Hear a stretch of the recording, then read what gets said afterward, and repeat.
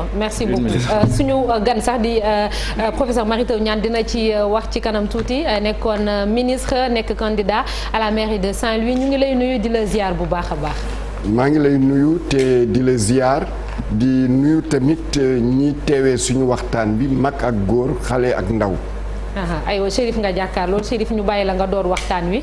waaw ñu am mbégte dalal ko wax nga ko kon soxna naata professeur kon candidat la ca mairie bu Saint-Louis moom nag mooy PCA bu Petrosen yaa ngi demee ci turu parti de l'espoir et du peuple am na nag fële ca Ndar ñoo xamante ne ànd nga ak ñoom ci coalition mi ngir xëccoo mairie bi professeur bala ñoo ñëw nag mooy violence bi nemmeeku ci espace bi rawatina violence faite aux femmes parce que ñi ngi ci 15 jours d'activisme bi nga xamante ni moom lañ initié ngir xeex lépp luy fitna yu jagleel jigéen ngay homme politique nekk jàngalekat naka nga yaakaar ni moom lañ mën def fitna googu dañ waaw fitna bi moom pour mu deñ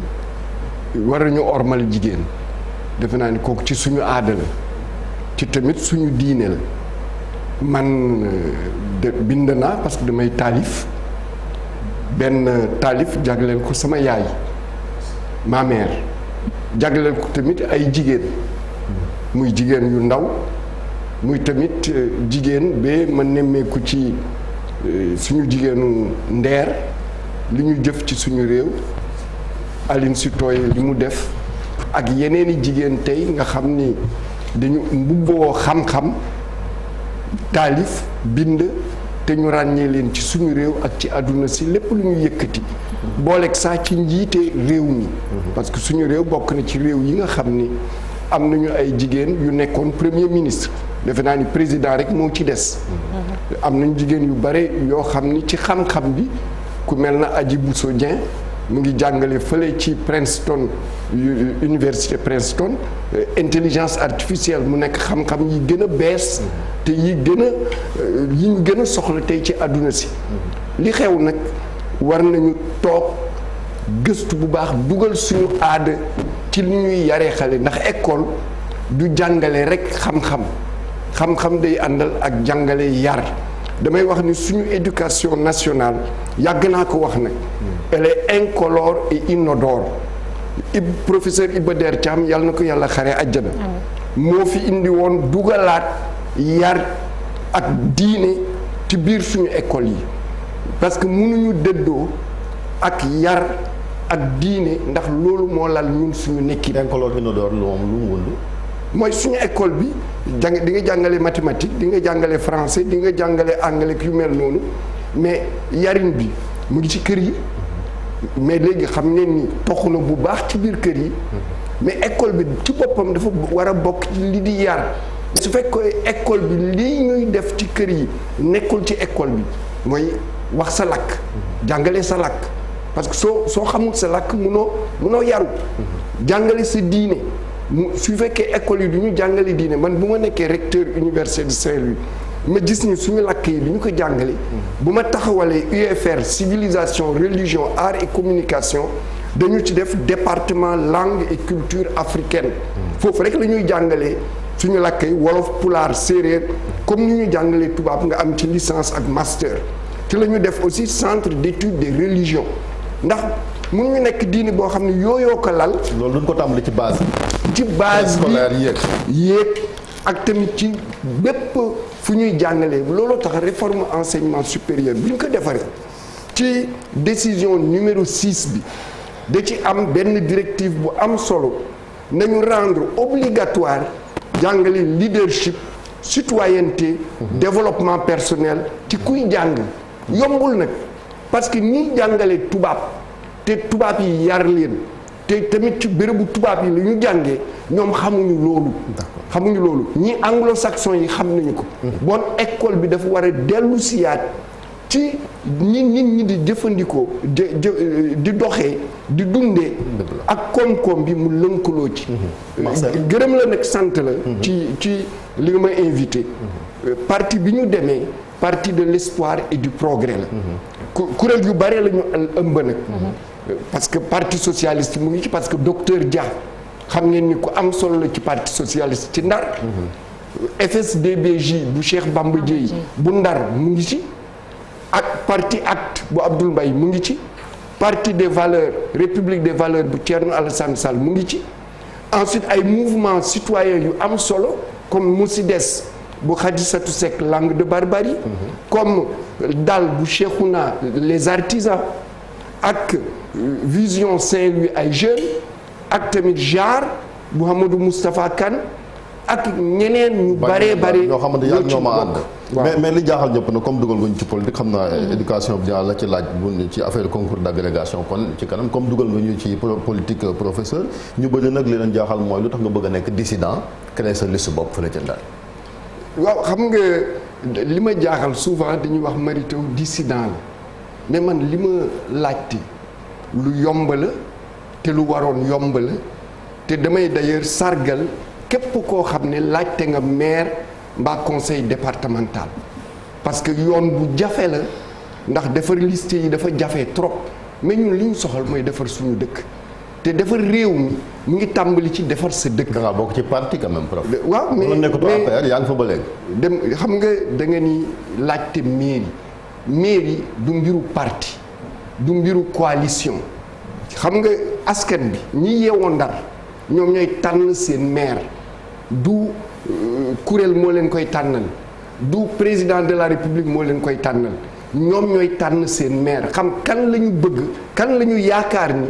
jaar-jaaram mën-mënam ak ñi mu àndal ak programme am mun na soqali Ndar. mais professeur da ngaa ànd ak ñoo xamante ni dañoo bokk ci opposition bi ndax yaa ngi wax Thierno Alassane Sall di wax Abdoul Mbaye loolu tamit ndax du xaw a jaxase nit ñi tuuti. déedéet xam nga bés laaj nañu ma ko. ma ni leen man dama tàllal loxo ñëpp awma frontière ndax affaire locale dafa war a ëmb ñëpp. que mu am ay coalition ñii majorité la ñii opposition la. erreur la pour man te gis ngeen ni sax erreur la parce que coalition yi amoon yëpp seen biir tas na ci local yi parce que local du loolu local mooy defar sa dëkk na nit ñi ànd donte ki ñii opposition la ñii majorité la ñu mun a fal maire yoo xam ne ak seen équipe yu am taxawaay ngir defar dëkk. looloo am solo. professeur maa ngi lay di la ziar li nga wax léegi maanaam ci. tànneefu mairie yi maanaam gox-goxaat yi askan wi ñoom ñoo ko war a def loolu mooy principe bi mais ku nekk xam na ni dans la réalité parti politique yi dañ ciy impliqué wu leader de parti yi dañ ciy impliqué wu yow nga nekk secrétaire nga bokk ci secrétariat exécutif bu APR am nu mu doxalee yow nga jël safaan wa loolu day mel ni discipline de parti bi da nga ko xaw a jalgati. xam nga man sama candidature su ngeen fàttalikoo 12 janvier 2020 laa ko déclaré à Prosper Dots à Saint-Louis te dama ni woon laajuma investiture APR laajuma investiture Benno Bokk Yaakaar laajuma investiture kenn parce que pour man ñan ñooy investir ñii yeewoo Ndar. mais biñ la génne ci gouvernement bi la boobu. peut-être que su ma ci nekkoon nit c'est la même chose. ah non est-ce que ñi àndoon ak man. est-ce que du leen xëy na li fokkat ñi ndomba tànk ministère. non ñi àndoon ak man xamoon nañu ni lu muntoon xew danaa nekk candidat mairie de Saint-Louis élection yi ñu jublu parce que dañu gis doxalin bi am Ndar te ñun ànduñu ci benn yoon. parce que Mansour Faye ni mu yoree Ndar àndoo ci. ànduñu ci parce que musuñu gis maire bu yor Ndar ñëw toj ay jàkk toj ay daara nit ñi yaxanal seen alal defar ay kër nga toj ko. ngay buuxanteeg nit ñi ci suuf yépp jël ko et ensuite nga taxaw diggu Ndar nga ni ñu su leen neexee su leen naqadee danaa def musul am. donc foofu ku am dignité. kuy defar kay di nga toj. dama ni ku am dignité di nga jóg ni man it lii ànduma ci te yaa ngi ñaan lii jóge fi loolu tax ñu jóg pour que lii jóge fi. deux questions laa bëgg a laaj la première mooy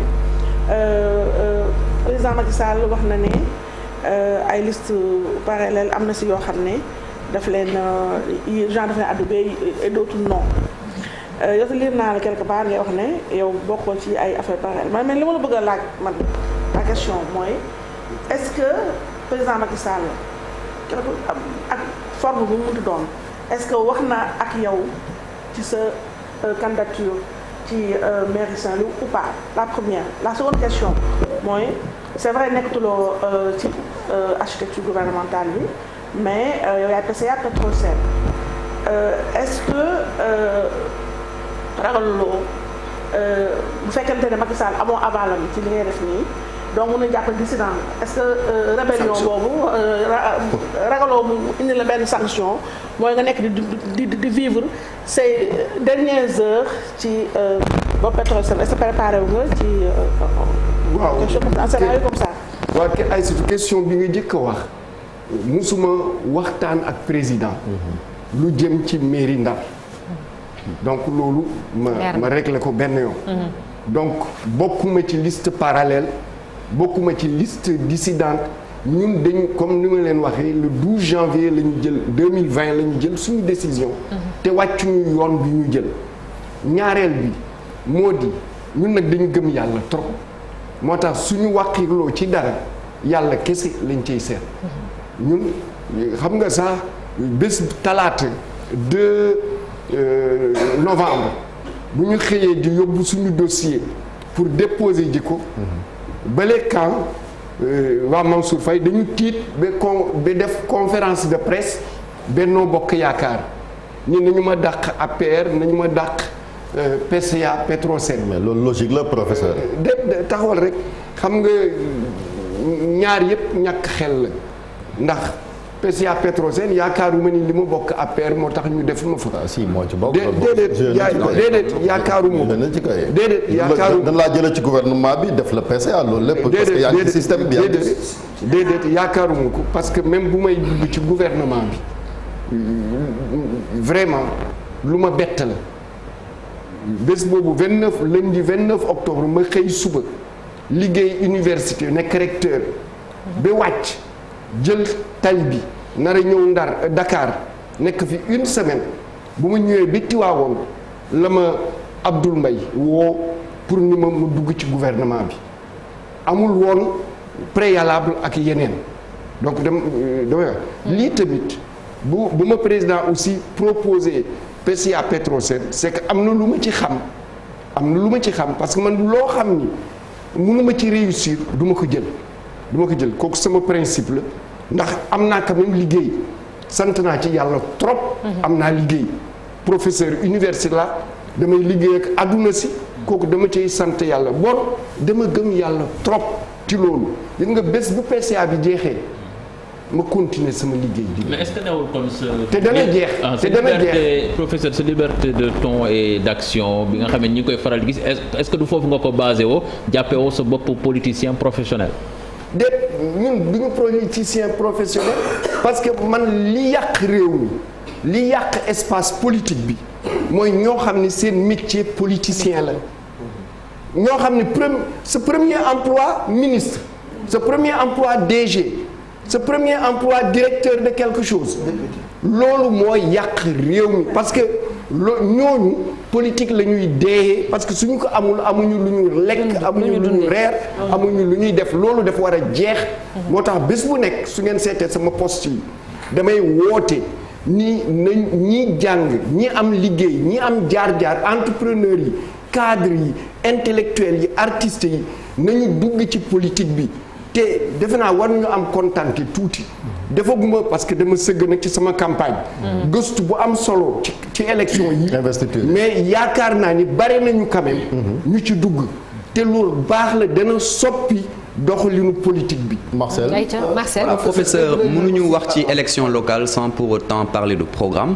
yaa ngi doon wax sànq yaa ngi doon taxaw ci jigéen ñi justement dama bëggoon ñu nga may ñu ci tuuti rek quelles sont les difficultés que rencontrent les femmes à Saint-Louis et puis yéen ban programme ngeen leen di jagleel pour les mettre dans de meilleures conditions. waaw jërëjëf parce que ñun ñu ngi déposer suñu dossier le 2 novembre samedi bi ci topp dès que préfet publié laa def lël bu mag chambre de commerce wone sama programme ambitieux réaliste et réalisable. P2R. loolu yàgg nañu ko fay dégg de. déedéet réalisable. dama ni. waaye bàyyi ko Chérif mu wax tuuti ci programme bi waaw te li tax ñu lal ko xam nga Chérif li tax ñu lal ko. c'est que dañu am jaar-jaar. c'est que nit yi dañ koy natt ci jaar-jaar yi mu am. j'ai été directeur d'UFR. UFR bi MAI la tuddoon. bu ma fay jógee ñu soppi tur bi tuddee que UFR sciences appliquées et technologie. ndax programme bi ñu réalisé. j'ai été recteur de l'université Gaston Berger. bu ma fay nekk recteur ñeenti UFR la woon bu ma fay jóge juróom-ñetti UFR la ak ñaari institut te tey defe naa ni UFR yi fa nekk ñëpp kontaan nañu ci bu ma nekkee ministre aussi gis nga def nañu concertation ñu def conseil présidentiel président jël 11 décisions bu ma fay jóge en avril 2019 j'ai été je crois le seul ministre à avoir déposé un rapport d'activité 2012 2019 nee nañ yaa ko yàq na ndax yaa ko duy ba mu fees ba fi mu toll nii pléthore comme Dakar. Chérif mais ku wax ci programme non daf ko sut day cité réalité moo tax dinañu wax déedéet ci la ñu ñëw Gaston Berger xam nga ba léegi suñu nee meilleur étudiant Sénégal ba léegi foofu la ñuy tànn di dem suñu nee résultat xam nga concours internat médecine UFR sciences de la santé maa ko fa teg concours internat ba léegi moo ciy ëpp ndam suñu ne tamit agrégation day am ndam suñu ne tamit concours à l'ENA école nationale d'administration donte moo gën a tuuti candidat par rapport ak yenn universités yi pourtant moo ci ëpp résultat ak yeneen donc Gaston Berger taxawaayam am na toujours taxawaay bu am solo am Marcel ci programme bi waaw léegi sama programme bi li ko lal li ko jiitu mooy créer dynamique économique nga xam ngeen ni donte maire du loolu mooy attribution am mais munoo nekk maire te ñàkk xëy bi ci góor ñi la ak jigéen ñi moo tax ñu créer dynamique économique te loolu dañu koy inspiré wu parce que man je suis un intellectuel lu may jël du ma comment on dit sëkk jëf dañu koy inspiré wu ci sama beneen nattangoo boo xam ne ñun ñoo bokk jëmukaayu xam-xam parce que c'est un chercheur Serigne Gueye Diop parce que moo def zone économique spéciale à Sandiara ñun on a 8 projets damay lay wax rek le port de Saint-Louis à Pilote la zone économique spéciale et la plateforme des gros porteurs à Fass le centre d'affaires à Pal la grande ferme agricole pastorale aquacole à Gandon et le bassin aquacole à Saint-Louis, plus l'incubateur de Saint-Louis et dans le budget municipal, le fonds de soutien à l'entrepreneuriat des femmes et des jeunes,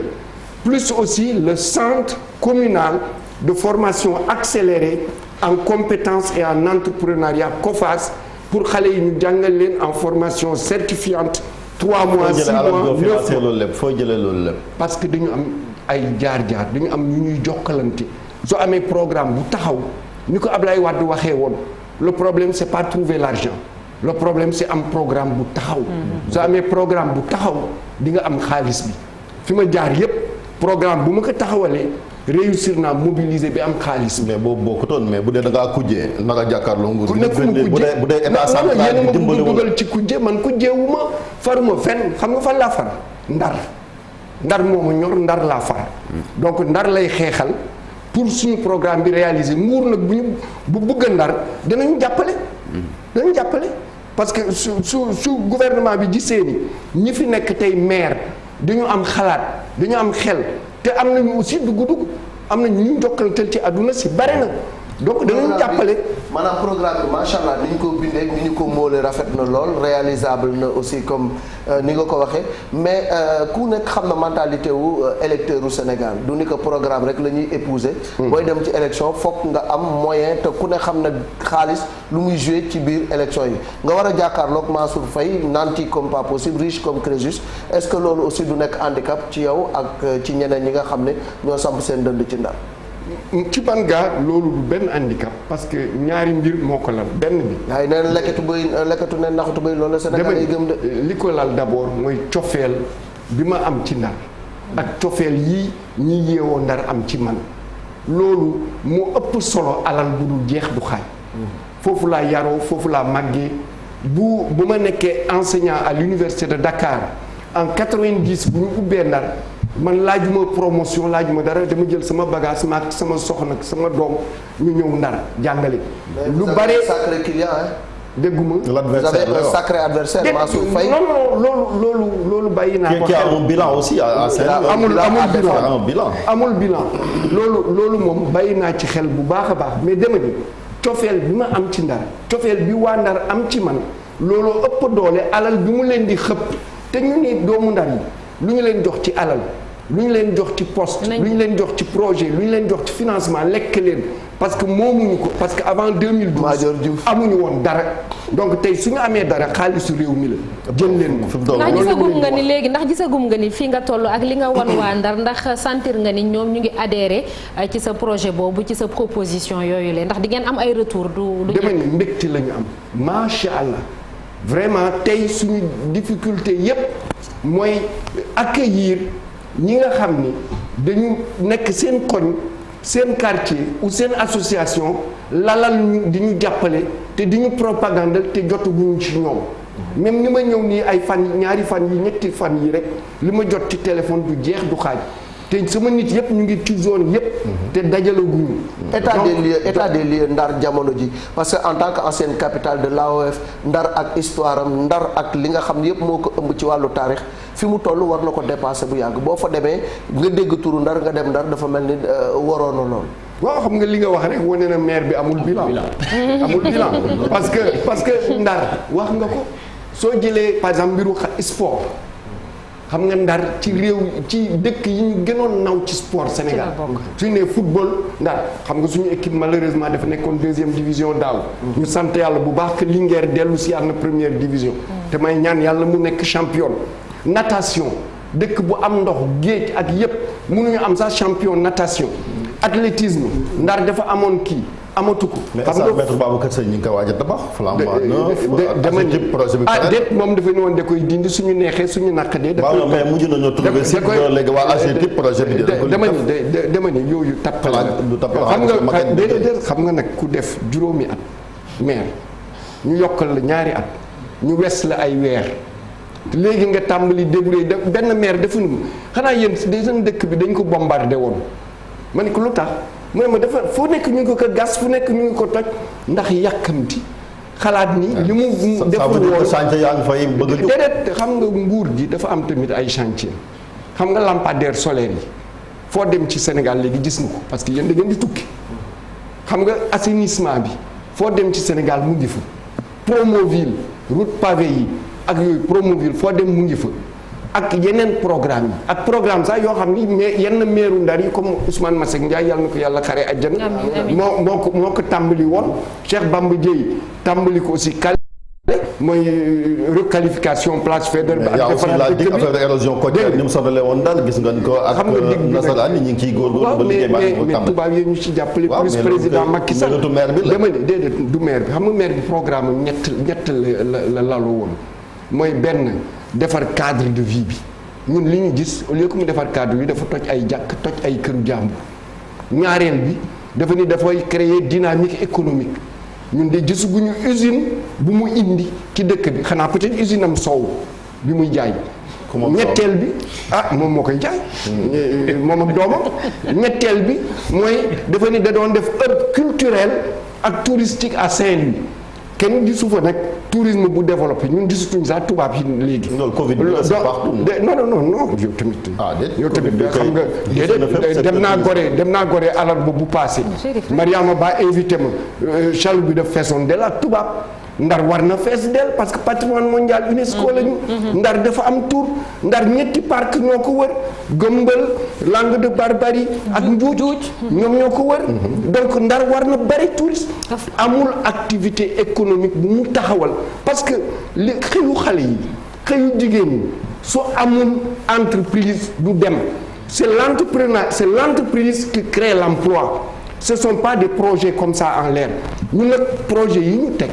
day wootal entreprise day wootal aussi place am kër parce que Ndar kenn mënatu fa am kër parce que suuf si yëpp jël nañu ko ñoom ak ñi leen wër donc loolu aussi ci suñu programme la bopp. réforme foncière bi nan nga ko xalaate ñun dañu war a xoolaat foncier bi bu baax parce que suñu continuer li ñuy def ay lay indil waxuma sax Ndar mais réew mi lay indil ay parce que sàmmkat yi amatuñu fu ñu sàmm béykat yi ñu ngi jël seen tool plus nag ci biir dëkk bi suuf su lang ñu jënd ko pour seen bopp mais c'est pas normal ndax ñun maire yuy yëwén la ñu doon am mën nga leen critiquer est-ce que réaliser nañu wala réaliser wuñu mais dañu yéwee noonu. ku mel na feu Ousmane Masseck Ndiaye yal na ko yàlla xare àjjana. ku mel na Ablaye Chimère Diaw yal na ko yàlla xare àjjana. c'est ay maire yu yéwén la ñu woon Bamba Dièye loo ko munti wax munoo wax ni yéwénul woon ci Ndar pour la première fois ñu am maire boo xam ne lu xew rek boppam ak njabootam. loolu moo fi war a deñ dafa war a deñ ci Ndar. plus aussi Ndar dëkku diine la. c'est-à-dire que daara gi école yi. da ngeen am problème personnel yàgg moom. non parce que nee naan sax bu ñu la defee ministre c'est grâce à lui moom ak ses partisans loolu la wax moo la proposé président ñu def la ministre. man de li may yëg xam nga lan la. li ma leen waxee altine boobu ma jóg di dem Dakar di ñëw Dakar parce que maa ngi membre Académie nationale des sciences ñu amoon lël bu mag ak suñu nattango Académie de France vers 5 heures takkusaan ñu jéggi raayu Tiwaawoon bi gendarme bi woo ma mu jox ma premier ministre Abdoul Mbaye mu ne ma président dafa ni da lay proposer nga nekk ministre enseignement supérieur et recherche. Chérif dernière question ci enseignement supérieur. xam nga ñun ak enseignement supérieur Chérif ñu mën a tëj. dañu am vision politique suñu vision politique ñett ñoo ko lal bu njëkk bi gëm sa réew muy patriotisme ñaareel bi jàmm muy la paix parce que fu jàmm amul développement mënul am ñetteel bi yokkute muy progrès ñett yooyu ñoo lal suñu gis-gis yépp ci politique depuis ñu nekk xale ba jamono si ñu nekk léegi. di nga signé charte bi suñu ma ko joxee ma signé ko. maintenant damay rajouter ñun dañ koy signé musuñu def coow musuñu kaas toj u yàq dara mais nag ku ñu jéem a song danañu fay nga riposte kon moom dañ koy wax. na nguur gi xamewul le discours yooyu non damay wax parce que dafa am radicalisé wu la. non dafa am lu xewoon Ndar lu xew Ndar bu président ñëwee. ñu bàyyi professeur mu daaneel rek ñu mën a tàggatoo yoonu président bu mujj bi. ay nervi ñoo dóor suñu ay mbokk yi nekk xaar yàlla te dañu taxawoon rek def foulard rouge di teeru président de la république nervi yooyu ñi leen indi. xam nañu ko bon autorité administrative bi ak ministère intérieur na fexe arrêté loolu mu jeex tàkk. man Petrosen laa dernière question sur Petrosen non dama ko laaj dernière question parce que yaa PCA bi normalement tey jii am ngeen sax réunion conseil d'administration. ci ngoon ak 3 mais li projet Petrosen gis nañ ngeen tabax station Diamniadio est-ce que rôle wala vocation Petrosen la muy tabax station di concurrencer quand même le privé. waaw xam nga espace entrepreneuriat national bi ñaar a ko sëq mooy entreprise d'État yi ak entreprise privée yoo xam ni sénégalais yi ñoo leen moom ñaar ñooñu warul am xëccoo seen biir dañu war a lënkalante liggéey nguur su buggee secteur pétrolier bi am doole parce que secteur pétrolier bi lu tax nguur di ci dugal loxoom dafa xaw a bari tuuti benn bi distribution bi mooy distribuer pétrole bi gaz bi super bi ak yooyu ëllëg danañu am pétrole ak gaz suñu ko amee nguur danañu prix yi nañu wàññeeku mais su fekkee nguur dugalul loxoom ci distribution bi prix yi mun na wax nañu wàññeeku mais duñu wàññeeku. loolu dafa am solo trop ci loolu. beneen bi tamit nguur dafa war a dëgëral entrepreneuriat national bi parce que su Petrosen amee doole dana jur ay entreprises yu ndaw yu bare muy écosystème bi wekku ci Petrosen sukkandiku nag ci contenu local bi pour créer xëy yu bare parce que xam ngeen ni xëy yi du dem wëgg pétrole bi mbaa gaz bi mooy créer xëy yu bare yi déedéet loolu xëy yu yem rek lay créer mais démultiplication xëy yi mooy conséquences yi te loolu pour mu am il faut que Petrosen moo nekkal nguuru Sénégal donc moo nekkal Sénégal yépp mu am doole ci secteur yépp. merci beaucoup jërëjëf professeur Mary Teuw Niane nekk candidat mairie bu Ndar nekkoon ministre di la sant di la gërëm bu baax a baax ci wuyu si bi léegi dañuy jàll ci beneen ponk muy li yëglekaay yu groupe Futurs Médias xëy tey jii.